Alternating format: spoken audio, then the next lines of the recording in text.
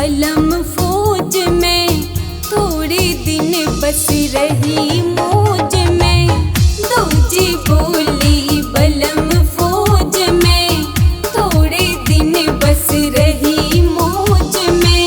मेरे बलम ने याद न आई, पूछे ना वो से अन्यायी, कुएं पे 4 सखी बतलाई।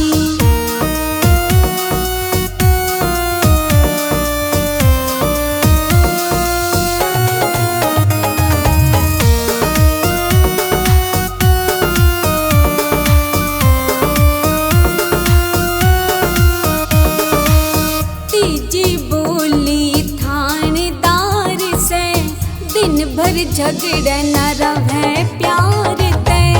तीजी बोली थानेदार से, दिन भर झगड़ा न रहे प्यार ते। बिना बात के मैं धमकाई, करता मेरी रोज पिटाई, कुएं पे 4 सखी बतलाई।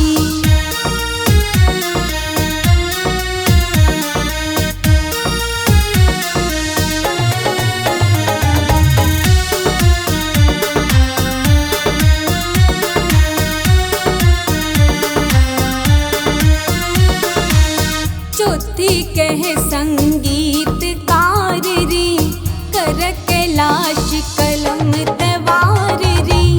चौथी कहे संगीतकार री, कर कैलाश कलम तवार री। डाडा फतेहपुरा में ब्याही, रोज करे